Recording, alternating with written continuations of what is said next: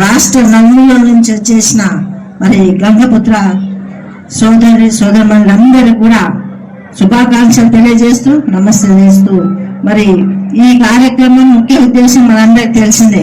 ఒక కులంలో ఎట్లాంటి సంఘటిత ఉండాలి, ఎట్లా మన సమస్యలు తీర్చుకోవాలనే ఉద్దేశంతో మీరందరూ కూడా ఇలాంటి కార్యక్రమం ఏర్పరచుకోవడం, నన్ను పిలవడం నేను అదృష్టంగా భావిస్తున్నా. ఇంతకుముందే మరి మిటి సాయి గారు చెప్పడం జరిగింది. జగ్గారెడ్డి గారు రాజకీయ భవిష్యత్తు మొదలయ్యిందంటే గంగపుత్రులతోనే.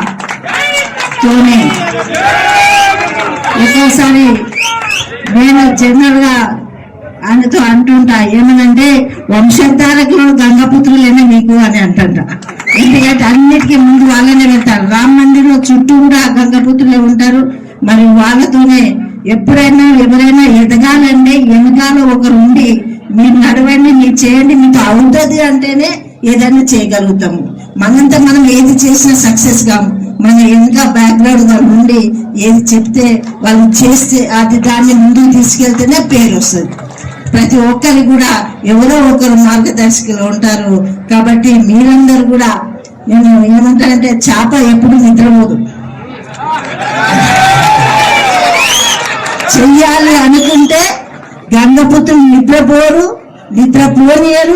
అది సాధించే వరకు కూడా మరి ఒక యూనిట్ గా ఉండి ముందుకు వెళ్తారు. అన్ని కులాల కంటే పట్టుదల ఉన్న కులం గంగపుత్ర కులం.